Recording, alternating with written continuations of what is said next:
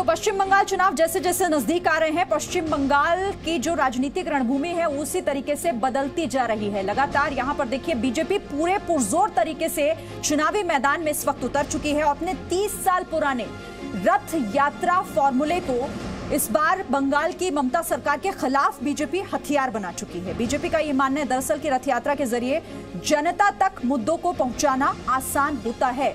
जय श्री राम का नारा बीजेपी का हर नेता लगा रहा है और ममता बनर्जी तो जैसे ही जय श्री राम सुनती हैं उनका रक्तचाप यानी कि ब्लड प्रेशर हाई हो जाता है। बीजेपी के नेता बंगाल जाकर किसानों के साथ किसानों के घर पर भोजन कर रहे हैं। किसानों को ये बता रहे हैं कि ममता सरकार ने मोदी सरकार की जो किसान नीतियां हैं, जो उनकी योजनाएं हैं, वो बंगाल के किसानों से किस तरह से छीन ली है। बीजेपी अध्यक्ष जेपी नड्डा बंगाल में चुनावी रण जीतने के लिए रथ यात्रा कर रहे हैं। आज ही थोड़ी देर पहले उसकी शुरुआत भी हुई है। ममता बनर्जी को रथ यात्रा से गहरा एतराज है। बीजेपी और तृणमूल कांग्रेस की चुनावी राजनीति के बीच जनता के भी कुछ सवाल हैं और वही सवाल ताल ठोक के स्पेशल एडिशन में हम जनता के वो सवाल आज अपने खास मेहमानों से पूछेंगे। पहले आप जरा वो सवाल देखिए कि वो सवाल कौन कौन से हैं, क्योंकि ये सवाल आज जिस तरीके से जेपी नड्डा ने जो दावे किए उसके बाद फिर से उठ रहे हैं। जय श्री राम से बनेगा क्या बीजेपी का काम? किसान और जय श्री राम के नारे से ही क्या बंगाल में इस बार बीजेपी का काम बनने जा रहा है? सवाल इसके साथ ये भी कि किसान बीजेपी को जिताएंगे बंगाल, क्योंकि किसानों के घर पहुंचे नेता लगातार पहुंच रहे हैं, उनके साथ भोजन किया जेपी नड्डा ने, तो क्या किसान बीजेपी को इस बार बंगाल जिताएंगे जिसका वो दावा कर रहे हैं? सवाल इसके साथ ये भी, तीसरा सवाल, बंगाल में शक्ति प्रदर्शन से ही होगा परिवर्तन, जिस परिवर्तन की बात बीजेपी कर रही है लगातार पश्चिम बंगाल में कि अब जनता परिवर्तन का मूड बना चुकी है। सवाल यह भी कि बीजेपी की रथ यात्रा से आखिर दीदी को टेंशन क्यों हो जाती है, क्योंकि ये फॉर्मूला है बीजेपी का जो काफी सक्सेसफुल रहा है और इसीलिए दीदी की चिंता बढ़ी हुई है। सवाल, रथ यात्रा से बंगाल में बदलेगा गेम, क्योंकि रथ यात्रा जो है वो बीजेपी की तरफ से अभी थोड़ी देर पहले शुरू की गई और इसी रथ यात्रा से होकर सत्ता तक पहुंचने की जो कोशिश है बीजेपी की वो, और इसी का दावा भी लगातार बीजेपी कर रही है कि पश्चिम बंगाल में अब परिवर्तन की बात लोग भी कर रहे हैं, जनता भी कर रही है और इसीलिए अब परिवर्तन होने जा रहा है और टेंशन दीदी की इसीलिए बढ़ी हुई है। चर्चा इसी पर करेंगे। कुछ खास मेहमान हमारे साथ जुड़े हुए हैं, एक एक करके मैं परिचय आपसे उनका करा देती हूँ। मेरे साथ यहाँ पर प्रेम शुक्ला बीजेपी के प्रवक्ता हमारे साथ जुड़े हुए हैं। मेरे साथ पश्चिम बंगाल कांग्रेस की प्रवक्ता हैं शाइना जावेद हमारे साथ जुड़ गई हैं। सुनीत चोपड़ा सीपीएम नेता हमारे साथ इस चर्चा में शामिल हो रहे हैं और टीएमसी सपोर्टर तौसीफ अहमद खान भी हमारे साथ हैं। आप सभी का बहुत बहुत स्वागत है। तौसीफ खान, पहले आप ही के पास आ जाती हूँ, क्योंकि देखिए जय श्री राम सुनती हैं तो दीदी का ब्लड प्रेशर बढ़ जाता है।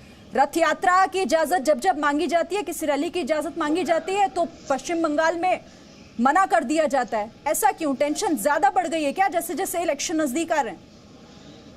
नहीं, देखिए ये एक झूठ बात है कि बंगाल सरकार ने रथ यात्रा की इजाजत नहीं दी।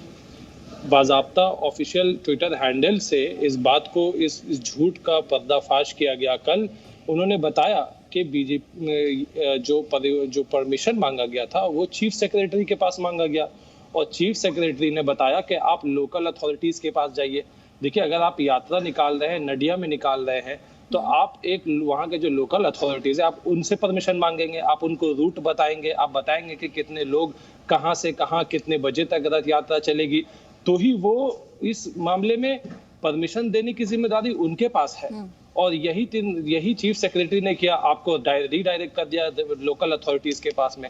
लेकिन इस तरह का झूठ बनाना, देखिए एक इतनी बड़ी राष्ट्रीय पार्टी है, नेशनल पार्टी है बीजेपी, क्या उन्हें ये नहीं मालूम कि परमिशन के लिए कहाँ चिट्ठी लिखा जाना है?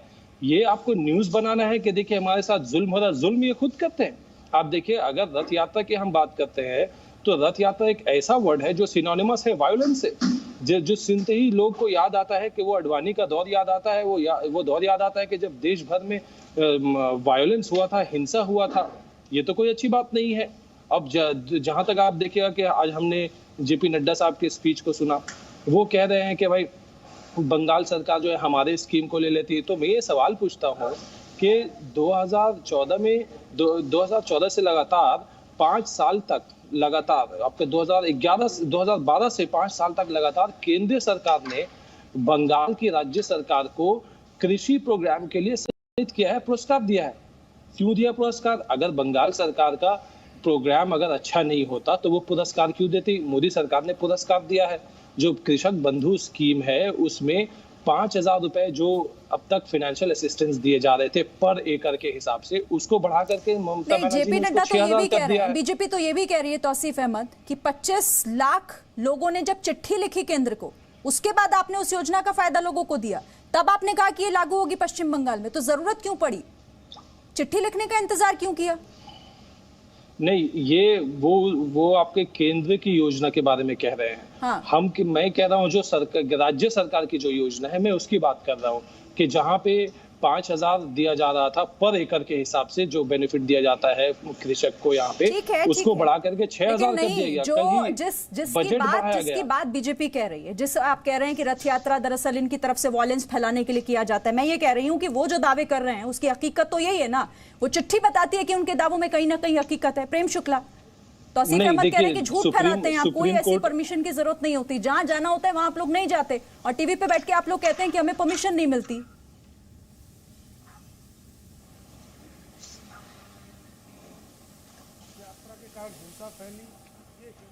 की मानसिकता तृणमूल कांग्रेस की प्रकट होती है। अगर आप इस तरह से बात करें तो जम्मू एवं कश्मीर में 1990 में अजान वाली मस्जिदों से जो है वो हिंदू पंडितों के नरसंहार के लिए जो है बयान दिया गया, तो इसका मतलब अजान देने वाली जो मस्जिदें हैं उससे अजान से हिंसा फैलती है, इस तरह कोई इन्फरेंस निकाल सकता है क्या? तो इस तरह का कृपा करके रथ यात्रा जो हिंदुओं की धार्मिक यात्राओं का भी एक पवित्र जो है प्रतीक रहा है, उसको आप रथ यात्राएं जो हिंसा की प्रतीक है, इस तरह की बात करना आपके हिंदू द्रोही जो रवैया है उसका विस्तार मात्र है। दूसरा आपका प्रश्न है कि आप जो है परमिशन, तो साहब हमने रथ यात्राएं एक दो नहीं, हर 5 वर्ष के कार्यकाल में कहीं न कहीं रथ यात्राएं निकली ही हैं, और रथ यात्राओं की परमिशन केंद्रीय स्तर पर ही राज्यों से ली जाती, लोकल अथॉरिटीज के साथ समन्वय बनाया जाता है। ये नियमावली अब हर किलोमीटर पे हर थाने से परमिशन, लोकल का मतलब हर थाने से परमिशन मांगेंगे क्या? एक थाने का जुरिस्डिक्शन 10 किलोमीटर का होगा, 10 किलोमीटर रथ यात्रा हो जाने के बाद कल क्या 11वें किलोमीटर में दूसरे थाने से परमिशन मांगी जाएगी? तो इस तरह से नहीं होता है। एक केंद्रीय आवेदन किया जाता है, वहां का प्रशासन जो है, जो रथ यात्रा का रूट होता है, वहां के प्रशासन के साथ समन्वय स्थापित किया जाता है। दूसरी बात, तीसरी बात जो किसानों का मामला है, भाई ये प्रधानमंत्री किसान सम्मान निधि के 6,000 रुपये के हिसाब से 14,000 रुपये जो है, 6,000 रुपये सालाना के हिसाब से 14,000 रुपये देश के तमाम लगभग 10 करोड़ किसानों को मिल चुका है, और पश्चिम बंगाल के 70 लाख किसान इससे वंचित रह गए हैं। 25 लाख किसान बाकायदा जो है पत्राचार कर चुके हैं कि हम इस योजना से जुड़ना चाहते हैं। क्या कारण है? बंगाल के किसानों ने ऐसा क्या अपराध किया है? और आप जो कहते हैं कि आप बहुत किसानों का कल्याण कर रहे हैं, आज आदरणीय जेपी नड्डा जी ने नाबार्ड की उस रिपोर्ट का जिक्र किया जिसमें 29 राज्यों में आप 24वें स्थान पर हैं पश्चिम बंगाल के किसान आय के मामले में।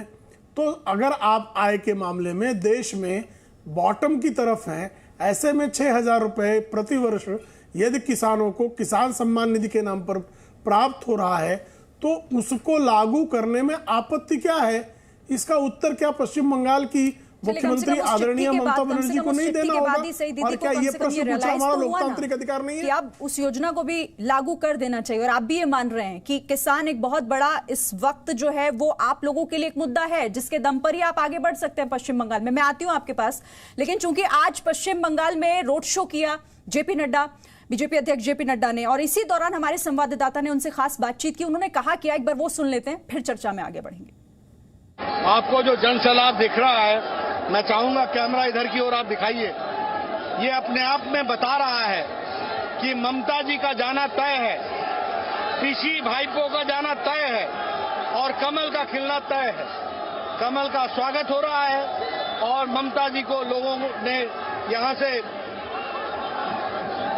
छुट्टी करने का तय कर लिया। मुद्दा कौन सा है?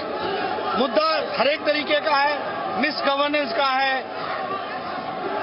विमेन सुरक्षा का है, कुल मिलाकर के डेवलपमेंट का है, भ्रष्टाचार का है, और टोलबाजी, त्रिपाल चोर, चौल चोर, हमारा ये कोयले का चोरी, हर एक तरीके की चोरी चल रही है। तो कुल मिलाकर के भ्रष्टाचार के खिलाफ एक गुस्सा है लोगों में, ममता जी के खिलाफ, पीसी भाइपों की सरकार के खिलाफ।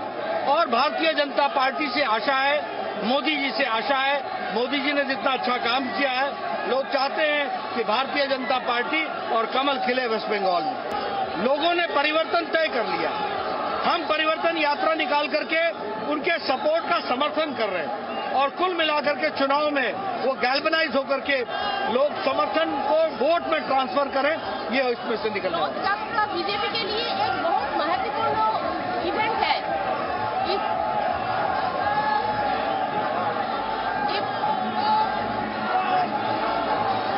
रथ यात्रा बीजेपी के पास एक बहुत ग्लोरियस इवेंट है। रथ यात्रा एक ग्लोरियस इवेंट है। ये परिवर्तन यात्रा इसको लेके आप लोगों का भावना क्या है पूरा बंगाल में?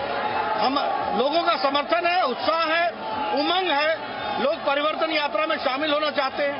आज भी आप देख रहे हैं, जहां जहां तक आप देखेंगे, मैं चाहूंगा आपका कैमरा दिखाए कि किस तरीके से लोग वहां जुड़े हुए हैं और किस तरीके का उत्साह है। देखिए, आप उत्साह देखिए, तो ये बताता है कि परिवर्तन तो तय कर लिया है, उसको सरकार के लिए वोट में ट्रांसफर करने में परिवर्तन यात्रा बहुत बड़ा योगदान करेगा और लोगों का कॉन्फिडेंस एक बनेगा। ये प्रोग्राम बंद करने के लिए स्टेट गवर्नमेंट बहुत प्रयास किया है। उन्होंने हमेशा प्रयास किया है, लेकिन जनता की आवाज को रोक नहीं सकते।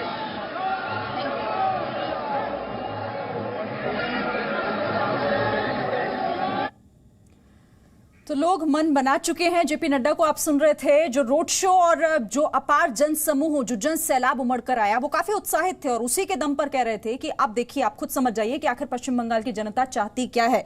शाइना जावेद, परिवर्तन यात्रा शुरू हो चुकी है और इसी से सत्ता परिवर्तन होगा, बीजेपी का दावा है। देखिए, मैं सबसे पहले ये कहना चाहती हूँ कि बीजेपी और टीएमसी पार्टी जो है, वो उनका जो नीति है, उनका जो आदर्श है, एक ही तरह का है। बीजेपी पार्टी अभी जो रथ यात्रा निकाल रही है, मैं उनसे ये पूछना चाहती हूँ कि आप कौन से मुद्दे पे बंगाल पे इलेक्शन लड़ेंगे? क्योंकि आप किसी मुद्दे पर बात नहीं करते। आप रथ यात्रा निकालते हैं, राम राम के नाम पर वोट मांगते हैं, मंदिर मस्जिद करते हैं, सांप्रदायिक इशू को उस्काते हैं। लेकिन बंगाल की जो जनता है वो काफी एडुकेटेड है, समझदार है, वो समझती है उनका बेसिक नीड क्या है। यहाँ बेरोजगारी है, यहाँ पर दिन जो दुर्नीति है, जो शारदा नारदा में लोग फंसे हुए थे, आज वो लोग बीजेपी में जाके लीडर बन रहे हैं। वहां आप बीजेपी वाले वॉशिंग मशीन के जैसे कह रहे हैं कि हम वॉशिंग मशीनें सब धो के पवित्र कर देंगे। तो कौन सा इशू में बीजेपी बंगाल में इलेक्शन लड़ना चाहती है? वो इशू क्या है, वो क्या डेवलपमेंट का मुद्दा है, ये बोलना बहुत जरूरी है। क्योंकि अभी तक से बीजेपी का जितना भी प्रोग्राम चल रहा है, उसमें एक बार भी हम लोगों ने कोई इशू में बात नहीं सुना कि वो बंगाल में किस इशू में इलेक्शन लड़ेंगे, कौन सा इंडस्ट्रीज बनाने के बात कर रहे हैं, कितने नौजवानों को नौकरी देने के बात कर रहे हैं, ये सब बारे में बात नहीं कर रहे हैं। अच्छा। और आप बताइए, आपसे मैं पूछती हूँ, रथ यात्रा जैसे प्रोग्राम से क्या फायदा, जनता को क्या फायदा मिलेगा? तो ये सोचना पड़ेगा कि हम लोग कौन से देश में रह रहे हैं, जिस देश में अभी डेवलपिंग इतना बड़ा इशू है, हमारा इकोनॉमिक बिल्कुल गिर चुका है। बंगाल में जो हालत ममता बनर्जी जी ने 2011 से अभी तक से जो हालत करी है, और जहां तक बंगाल में इलेक्शन भी हम लोग सही प्रोसेस से नहीं कर सकते, इतना वायलेंस होता है इलेक्शन में। वही देखिए, आपने खुद इस बात का जिक्र कर दिया शाइन, आप खुद ही उस बात का जिक्र कर रही हैं। पश्चिम बंगाल का इतिहास ही रक्त रंजित रहा है। जब जब वहां पर इलेक्शन होते हैं, जब जब चाहे वो ब्लॉक स्तर से लेकर चाहे आप किसी भी चुनाव को देख लीजिए, वहां पर हिंसा होती है। यही जिक्र बार बार बीजेपी करती है और ये हम तस्वीरें देखते हैं। जिन लोगों को लेकर हिंसा होती थी, जो शुभेंदु अधिकारी, जो अर्जुन सिंह, जो लोग पंचायत में कैंडिडेट तक नहीं देने दिए, आज वो लोग बीजेपी के मुखपात्र होकर खड़े हुए, वो बीजेपी का नेता हो गए। तो कौन सा आदर्श, कौन से नीति से बीजेपी इलेक्शन लड़ने की बात कर रही है? उनका नीति क्या है वो बताना जनता को जरूरी है। अब ये सब रोज जो ये ड्रामा हो रहा है, इससे क्या लेना देना? प्रेम शुक्ला जी, आप ही बेहतर जवाब दे पाएंगे। देखिए, बहुत इन्होंने कई बातें उठाई। पहले इन्होंने कहा कि भारतीय जनता पार्टी किस मुद्दे पे चुनाव लड़ेगी, और भारतीय जनता पार्टी मुद्दों की बात नहीं है। दरअसल क्या होता है कि जो सो मुद्दा विहीन होता है, उसको दूसरों के मुद्दे समझ में नहीं आते। आज भारतीय जनता पार्टी 35,000 गाँव में एक मुट्ठी चावल लेकर किसानों के पास जा रही थी। किसान हमारा मुद्दा है। रक्त रंजित राजनीति के कारण 400 भारतीय जनता पार्टी के कार्यकर्ताओं और समर्थकों की हत्या हो गई। तो हिंसा के विरुद्ध जो है देखिए बीच में मत बोलिए। शिरीन जी, मैं इनको सुन रहा था ना, इनको कहीं जरा धैर्य रखें, आपका अवसर आएगा, आप बोलिएगा, कोई इश्यू नहीं है। आपके मन में जो प्रश्न है आप पूछिए, बीच में टोका टाकी करने से बहस बिगड़ती है। आप कृपा करके मुझे बताइए ना कि जिस तरह से जो है 400 भारतीय जनता पार्टी के कार्यकर्ताओं की हत्या की गई, उन कार्यकर्ताओं की हत्या हिंसा को आप मुद्दा मानती हैं? नारदा शारदा स्कैम जो है 2014 के पहले भी था ना, कांग्रेस कार्रवाई क्यों नहीं कर रही थी? प्रवर्तन निदेशालय ने कार्रवाई कब की? जब भारतीय जनता पार्टी की केंद्र में सरकार आई तो स्कैम के खिलाफ किसने काम किया? भारतीय जनता पार्टी के लोगों ने काम किया। पश्चिम बंगाल में भ्रष्टाचार, तुष्टीकरण, टोलाबाजी के खिलाफ कांग्रेस के लोगों ने कब बात उठाई? आप बता दीजिए। जगदीप रंजन चौधरी ने राष्ट्रीय स्तर पर, बंगाल के स्तर पर, अन्य आपके नेताओं ने कभी जो है तृणमूल कांग्रेस के कार्यकर्ताओं की तो तुष्टीकरण, टोलाबाजी और जो है तिरपाल चोरी, चावल चोरी जैसे मुद्दों को कब उठाया? ये मुद्दे कौन उठा रहा है? भारतीय जनता पार्टी उठा रही है।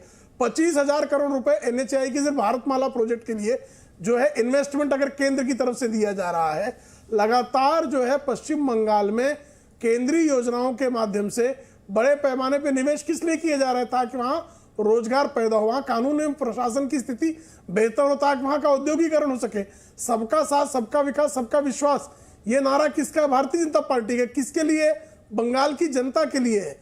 तो भारतीय जनता पार्टी मुद्दों पर ही चुनाव लड़ रही है, लेकिन जिनके पास कोई मुद्दा नहीं है, जिनको विदेशी NGO के माध्यम से देश में हिंसा फैलाने के अतिरिक्त और कोई धंधा नहीं है, ऐसे राहुल गांधी के लोगों का IQ लेवल तो आप जानती है। तो राहुल गांधी के लोगों का IQ लेवल जो है वो कैसे समझ पाएंगे? विश्वास जीतने में नाकाम रहे। ठीक है, मैं शाइना आपके पास भी आऊंगी, आप काउंटर के लिए समय मांग रही थी, लेकिन मेरे साथ सुनीत चोपड़ा है, पहले उनके पास आते हैं। सुनीत चोपड़ा, तो क्या इस बार रथ निकल चुका है बीजेपी का? और जो दावा और जो हम देख भी रहे हैं तस्वीरें, जो जन सैलाब, जो जन समूह निकल कर आ रहा है, परिवर्तन की हवा चल रही है कि आप तो खास तौर से वहां से ताल्लुक भी रखते हैं, बहुत अच्छे से बता भी पाएंगे।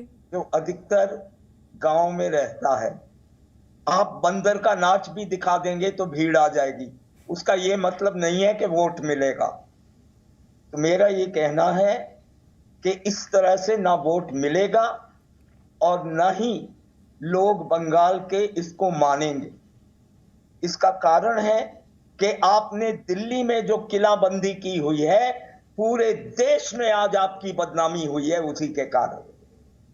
मेरा ये कहना है, ये मत सोचिए कि हिंदुस्तान के लोग अपनी अम्यूजमेंट के लिए आपकी रथ यात्रा देख सकते हैं, लेकिन वोट आपको नहीं मिलेगा। तो फिर तो रथ यात्रा से दिक्कत ही नहीं होनी चाहिए ना, जब आपको लग रहा है सब कुछ हवा हमें तो दिक्कत नहीं है। मैं तो कह रहा हूँ बंदर का नाच है, और क्या है? नहीं, फिर डर किस बात का है? बंदर का नाच आप लोगों को और दीदी को डर किस बात का लग रहा है? फिर होने दीजिए रथ यात्रा। हमें कोई चिंता नहीं है। हमें तो इतना मालूम है कि बंदर के नाच को देख के लोग घर चले जाएंगे, और क्या करेंगे। अच्छा, प्रेम शुक्ला, ये तस्वीरें सिर्फ तस्वीरें ही रह जाएंगी क्या? रिजल्ट भी होगा इसका? देखिए, बंदरों को दूसरे लोग बंदर दिखाई देते हैं। लाल बंदर, जिनके लिए शब्द का प्रयोग जो है पिछले 70 वर्षों से होता रहा, वो कम्युनिस्ट है। तो ये कम्युनिस्ट बंदरों को हर कोई बंदर दिखाई देता है। अब इनकी स्थिति ऐसी है कि ये ना घर के हैं ना घाट के हैं। इनकी स्थिति ये लड़ाई में कहीं नहीं है। इनके पास इसका मतलब है भी जो है आपके दिमाग में कुछ नहीं है। घटिया भाषा तो आप ही बोल रहे हैं ना। बंदर जैसा आपका चेहरा, बंदर जैसी आपकी हरकत, बंदर जैसा आपका विचार, ये सारा बंदरपना जो है ये लोगों ने देख लिया। आपके बंदरपना से जो है लोगों ने देख लिया कि किस तरह से। अरे आपका दिमाग चट्टी है। आपका दिमाग तो सबको देश की जनता देख रही है। देखिए, आप देश की जनता आपके दिमाग को देख रही है। इस तरह से पर्सनल कमेंट नहीं, प्लीज, दोनों से रिक्वेस्ट है, पर्सनल कमेंट नहीं। देख लीजिए ना, पर्सनल कमेंट कौन कर रहा है? कह रही हूँ, आप दोनों को कह रही हूँ, यही अपेक्षा कर सकते हैं। और साथ ही मैं आपको भी कह रही हूँ, सुनीत चोपड़ा, मैं तो उन पर कमेंट कर नहीं रहा था। बंदर शब्द का प्रयोग किसने किया? मैं उनको कुत्ता, बिल्ली, गधा, सुअर कहूँ, अच्छा लगेगा? नहीं, कोई इस तरह की भाषा आप ना इस्तेमाल करें तो बेहतर है। आप प्रेम शुक्ला जी, आप बेहतर जानते हैं, नेशनल टेलीविजन पे बैठे हैं, ठीक है, अच्छा लगेगा क्या? नहीं, ये मेरा संस्कार नहीं है, ये कम्युनिस्टों का संस्कार है। ये सुअर, बिल्ली, कुत्ता, गधा, यही सब जानते हैं। प्रेम शुक्ला जी, बार-बार मैं आपसे कह रही हूँ, इस तरह के शब्दों का इस्तेमाल कम से कम यहाँ टेलीविजन किया गया था। मैं तो बोलता ही नहीं जी। आप पश्चिम बंगाल की बात कीजिए, मुझे बताइए कि जय श्री राम और किसान, ये दो ही मुद्दे रह गए ना। आपत्ति नहीं है। जय श्री राम और किसान, ये दो ही चीजें रह गई हैं। एक तरफ किसानों की नाराजगी वो आपसे दूर नहीं हो रही, लेकिन पश्चिम बंगाल में किसानों के घर पर जाकर खाना खाना, तो ये तमाम चीजें जो है वो सवाल तो खड़े करेंगी ना। देखिए नहीं, ये नहीं शिरीन जी कसानों की नाराजगी दूर नहीं हो सकती है। इस निष्कर्ष पर आप कहां से आई? इस देश के 77 करोड़ किसान परिवारों 2 महीने से ज्यादा का वक्त बीत चुका है, संख्या 77 करोड़। सुन लीजिए ना, आखिर कब लौटेंगे? सुन तो लीजिए ना, आप जजमेंट मत पास करिए ना। नहीं सर, मैं वही कह रही हूँ जो हो रहा है इस वक्त। सुन तो लीजिए, अगर दूसरे लोग इनको बरगला रहे हैं तो इसमें आपकी कमी भी है, आप इन्हें विश्वास में नहीं ले पा रहे सर। नहीं, अगर जी न्यूज की शिरीन ने ये तय कर लिया है कि सब किसान नाराज हो गए, मैं कुछ तय नहीं कर रही हूँ, मैं सिर्फ आपसे सवाल पूछ रही हूँ। आप मुरादाबाद से लेके देवरिया तक चक्का जाम हुआ है। सवाल का उत्तर मुरादाबाद से लेके देवरिया तक चक्का जाम हुआ है। इतना अवसर तो दिया जाएगा ना। एक सेकंड प्रेम शुक्ला जी बोलिए। भारत में किसानों के परिवारों की संख्या जो है, भारत में किसानों के परिवारों की संख्या 70 करोड़ से अधिक है। किसानों के जो धरने में बैठे उनकी संख्या 0.001% भी नहीं है। उसमें से सिर्फ एक प्रदेश के किसान हैं, उसमें से भी आढ़तियों के अंदर काम करने वाले किसान हैं। 90% किसान संगठन जो है वो भारत के कृषि कानूनों के संबंध में समर्थन वाला पत्र केंद्र सरकार को दे चुके हैं। अब कुछ उत्पाती तत्व जो है पूरे देश में चक्का जाम हुआ है। कम्युनिस्ट साजिश जो है, आपने ग्रेटा थर्मल का देखा आपने कि किस तरह का हुआ है, रिलीज हुआ। और जी न्यूज ने भी इस चीज को बहुत प्रमुखता से दिखाया कि किस तरह से एक षड्यंत्र भारत को बदनाम करने का प्रयास जो देशद्रोही शक्तियां हैं उनको अपने हाथों में रखकर विदेशी शक्तियों ने किया। ये टूल किट की स्टोरी तो जी न्यूज ने बहुत प्रमुखता से दिखाई है। आदरणीय सुधीर चौधरी के शो में 9 बजे आपने दिल्ली का पर्दाफाश किया जा चुका है। किसानों का आंदोलन नहीं है, किसान के नाम पर देशद्रोहियों का आंदोलन चल रहा है। क्यों होती है? ममता बनर्जी को तकलीफ क्यों हो रही है? आपने इस देश के एक सेकंड आ रही हूँ सुनील चोपड़ा आपके पास। ये किसानों के साथ धोखा है। इलेक्शन के टाइम वो आएंगे फोटो उठाने के लिए, किसानों के साथ बैठकर खाना खाएंगे और साल के 5 साल के पूरे साल गायब रहेंगे। आप देखिए देश की में हमारे किसान आंदोलन चल रहा है, उनका इन्हें कोई परवाह नहीं। कितनी मौतें हो गई हैं बताइए तो, कितने किसानों की जान चली गई है। यही दिक्कत है। देखिए अगर मिलने जाए तो आप लोगों को दिक्कत, ना मिलने जाए तो आपको लगता है कि याद नहीं आती। दो ही चीजों में से एक ही चीज हो पाएगी ना। कब मिलने गए हैं वो भी देखिए। जब किसान को इतने मौत हो गया, तकलीफ होगी, नहीं जाए तो भी दिक्कत। नहीं, इतने लोगों की मौत हो जाने के बाद जाते हैं मिलने के लिए, और उसके बाद में यहाँ पर मैं आके कहते कि हम बड़े किसान से हमें बहुत प्रेम है। ये कैसा प्रेम है? किसानों को मिलने के लिए उनको इतने लोगों के जान गंवाने पड़ी, इतने लोगों के बलिदान देना पड़ा। आपने पहले क्यों नहीं मिला? आपने किस तरीके से पार्लियामेंट में कानून को पास किया? आज वो कहते हैं कि हम 1.5 साल के लिए कानून को स्थगित कर देंगे, लेकिन आप किस तरीके से आपने कानून को पास किया? उस वक्त में बोला गया आप डिविजनल वोटिंग करा लीजिए पार्लियामेंट में, डिविजनल वोटिंग नहीं कराए। ये सोचते हैं कि इनके पास 300 से ज्यादा एमपी है तो इनका जो मन में आएगा वो करेंगे। किसानों के जिंदगी के साथ खेलेंगे, किसानों के जमीन के साथ खेलेंगे। किसान भली बात जान रहे हैं, देश का जो जवान है वो किसान का बेटा है। आज अगर देश दीदी ने किसानों को 14,000 आने से रोकने का जो दुष्कांड रचा है उसको भली भांति बंगाल का किसान पहचान गया है। इसलिए 35 लाख किसानों से हमारा तो सीधा संपर्क हो चुका है।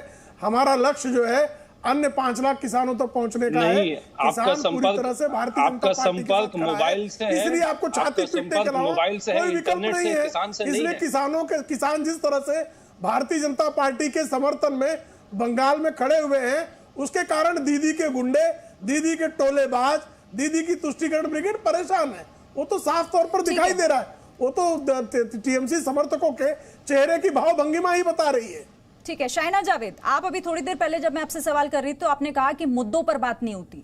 तो जब विकास की बात बीजेपी करती है या फिर वहां पर बात अगर भ्रष्टाचारी की हो, बात वहां पर किस तरीके से लोग पीछे छूटते जा रहे हैं, वहां किस तरह से हिंसाएं होती हैं, ये मुद्दे नहीं है कि आपकी नजर में वहां के लिए?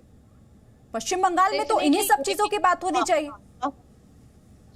ये भी मुद्दे हैं। पॉलिटिकल बैलेंस मैंने पहले ही कहा है, ममता बनर्जी जी की सरकार में जिस तरह का पॉलिटिकल बैलेंस हुआ है, जहां हम लोगों ने देखा पंचायत में बहुत सारे लोगों को वोट तक नहीं दिया जाता। आपको बता देती हूँ, मुर्शिदाबाद में 1000 से ज्यादा, 1500 से ज्यादा लोग सिर्फ इसलिए जेल खट रहे हैं क्योंकि वो कांग्रेस करते थे, कांग्रेस के कर्मी है, और उन्हें झूठे झूठे केस में जेल में बंद करा दिया गया।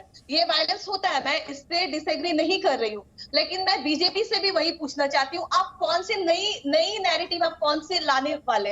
क्योंकि आप तो सारे तृणमूल से जो दादा लोग थे, जिससे आप गुंडा, तोलाबाज, ये बाज, वो बाज कर रहे हैं, सारे तो टीएमसी के लोग आप लोग ले गए। तो आप कौन से नए बंगाल बनाने की कोशिश कर रहे हैं? क्योंकि यही लोग तो फिर जाकर वहां पर भी वही सब करेंगे, नया तो कुछ होने वाला नहीं है।